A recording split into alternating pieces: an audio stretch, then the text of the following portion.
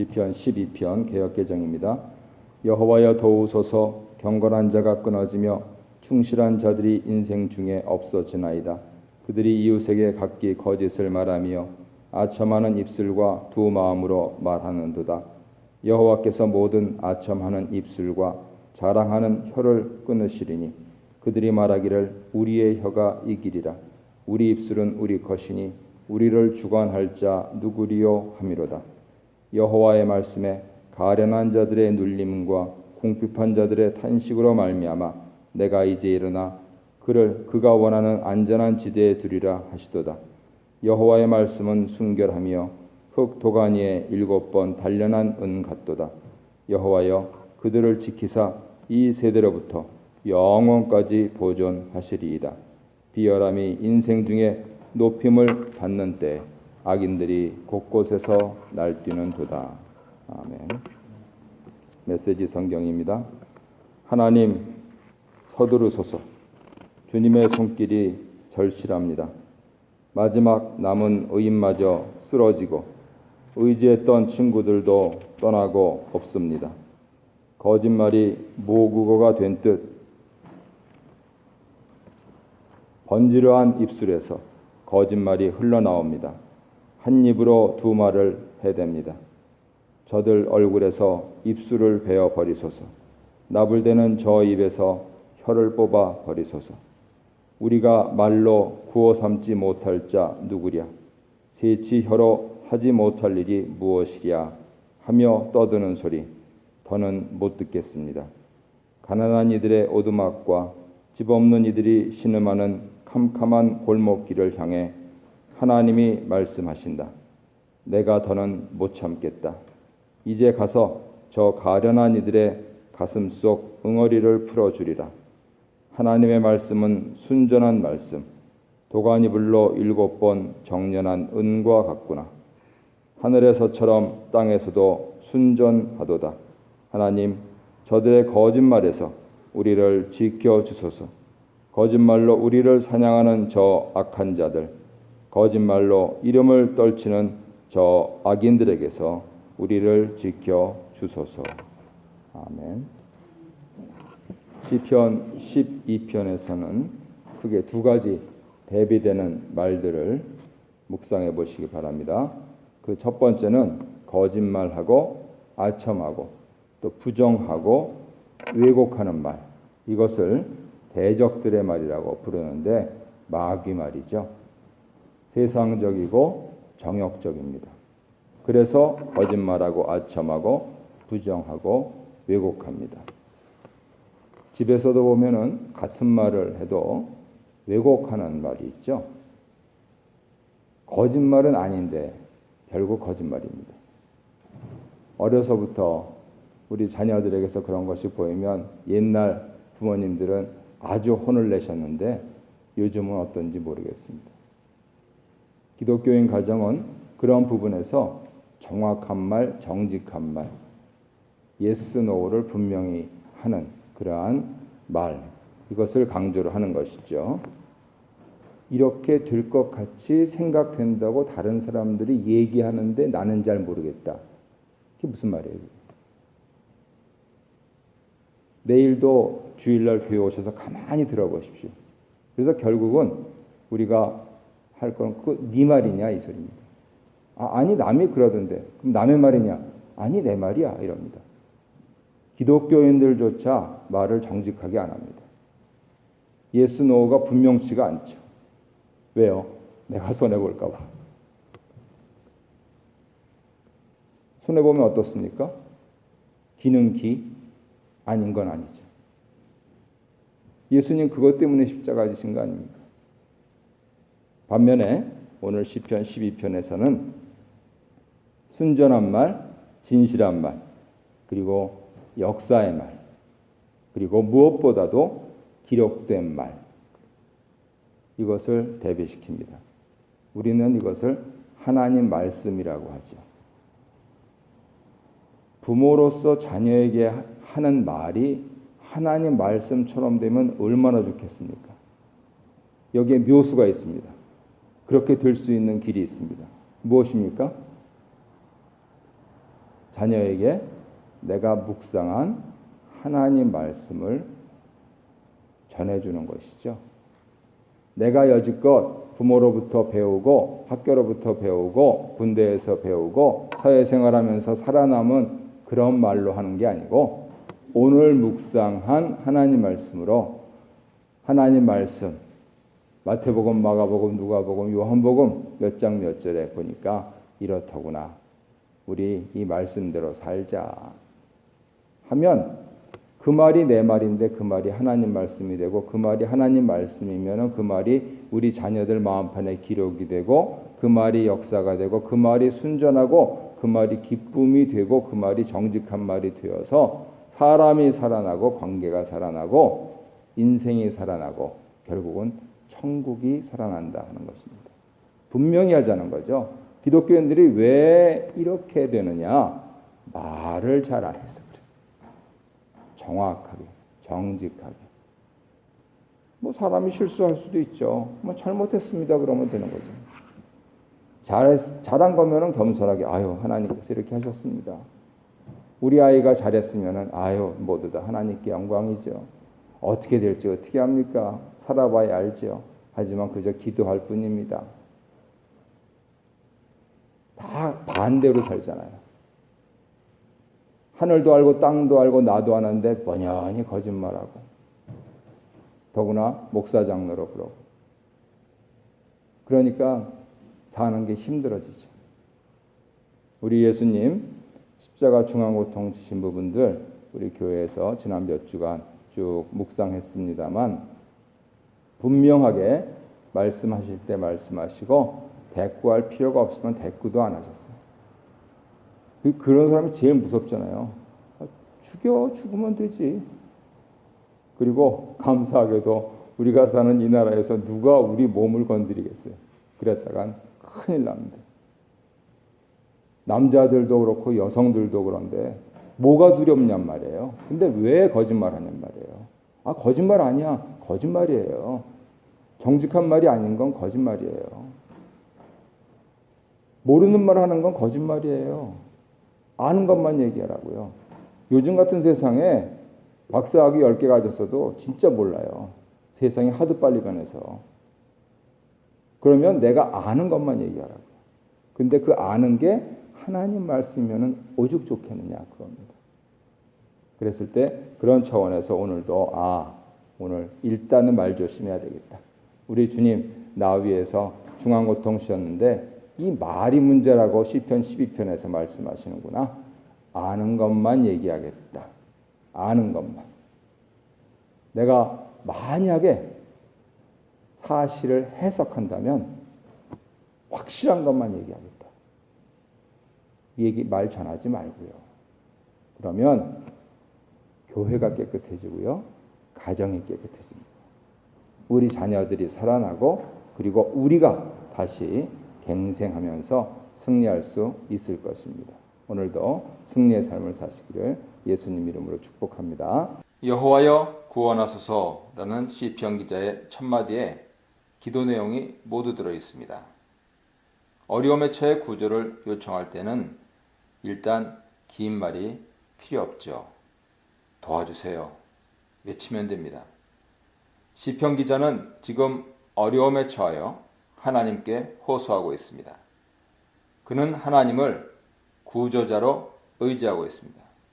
살다 어려움에 봉착했을 때 즉각 하나님을 찾고 하나님께 구조를 요청할 수 있다는 것은 얼마나 큰 선물이며 특권입니까? 시편 기자가 하나님께 구원을 요청하게 된 계기는 악인들의 거짓과 해로운 말 때문에 의인들이 세상에서 사라지고 있기 때문입니다. 시편 기자의 구원 요청은 자신만을 위한 간구가 아니고 공동체를 위한 간구지요. 기자는 우리가 사는 세상 사람들을 의인의 무리와 악인의 무리로 나눕니다. 그는 의인들을 경건한 자와 충실한 자로 정의하고 있는데 경건한 자란 하나님과 언약 관계에 머무르면서 그의 뜻을 따라가는 자들이고 충실한 자란 진실하고 믿을 만하며 충성된 자를 의미하지요. 반면 악인들은 그들의 언어를 통해 그 정체가 나타납니다. 그들은 입과 혀의 주인이 자신이라고 믿기 때문에 자기 마음대로 입과 혀를 놀립니다. 주저없이 거짓과 아첨과 자랑의 말을 쏟아냅니다. 그들의 마음은 이중적이어서 목적에 따라 마음에 없는 말을 지어내기도 하고 마음에 있는 말을 교묘히 감추기도 합니다. 그들의 이중적이고 거짓된 말은 다른 사람들에게 상처를 주고 그들 자신을 위기에 빠지게 하고 경건한 사람들을 꾀어 자기 무리가 되게 만듭니다. 시편 기자는 인생 중에서 이런 거짓된 입술과 혀가 단절되고 자신을 포함한 경건한 자들이 진실과 정직함을 잃지 않도록 하나님께 기도드립니다. 5절입니다. 악인이 다른 사람들에게 거짓말하고 아첨이나 자랑을 늘어놓는 행동은 그들을 폭행하고 파괴하는 행동과 마찬가지여서 그들의 입에서 신음과 탄식이 새어나오게 만듭니다.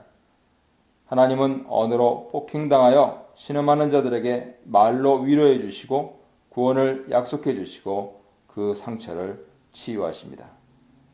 하나님 말씀을 살펴보면 무엇보다 먼저 하나님이 그들의 억울함과 어려움을 그냥 지나치지 않으셨음을 알 수 있습니다.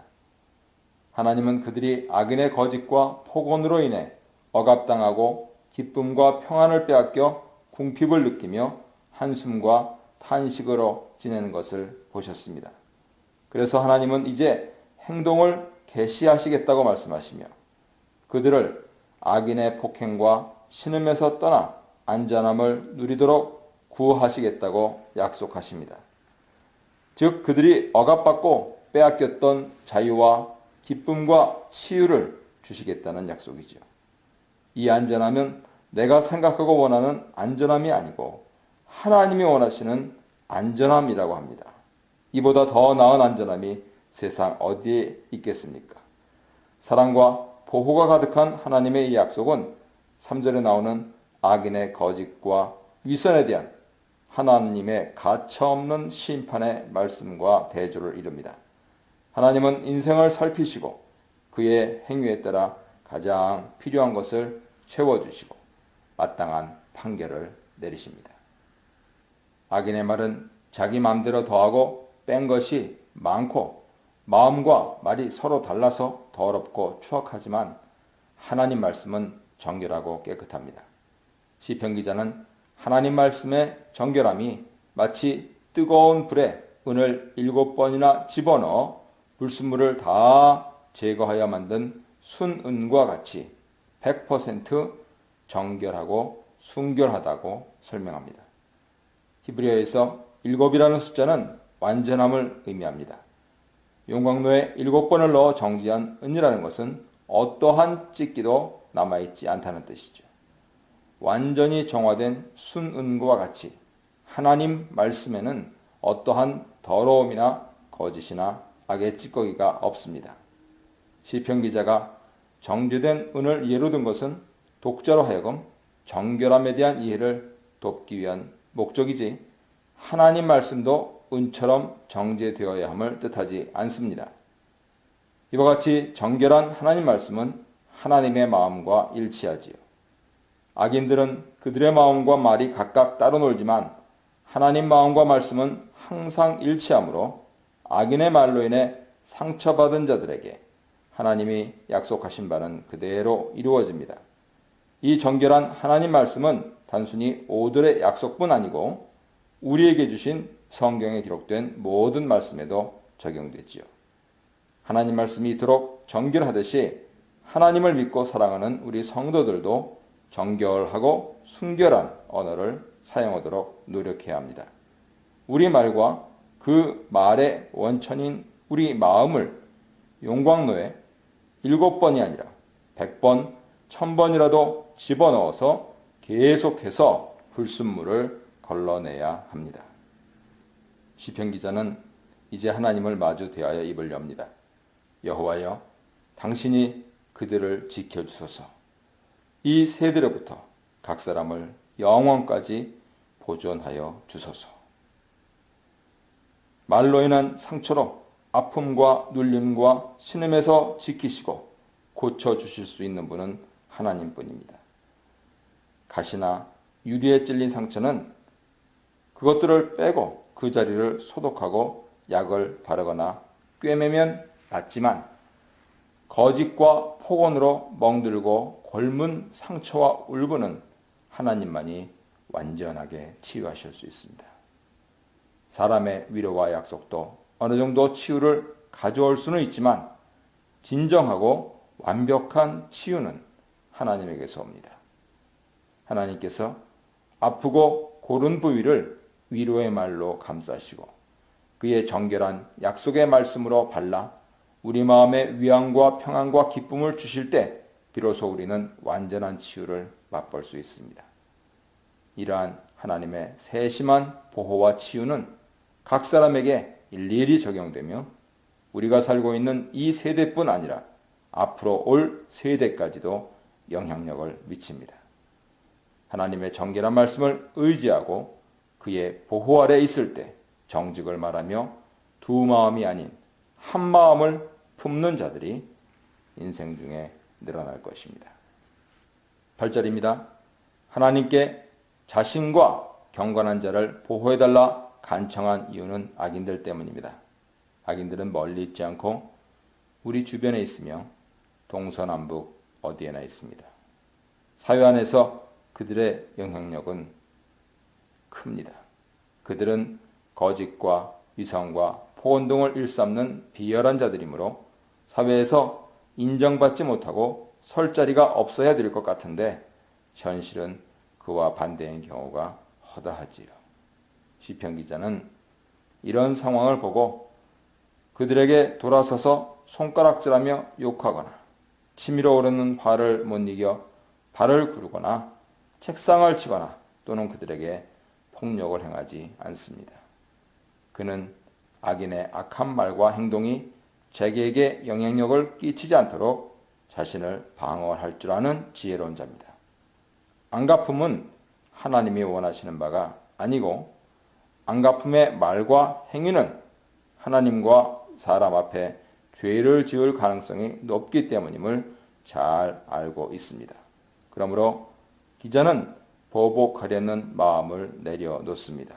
그 대신 자기 눈앞에 보이는 이런 절망과 위기를 하나님 앞에 그대로 토로하면서 하나님께서 속히 개입해 주셔서 경건한 자와 충실한 자들이 사방에 있고 그들이 인생 중에 높임을 받나이다 라는 감사 기도를 올릴 때를 침묵 속에서 기다리고 있습니다.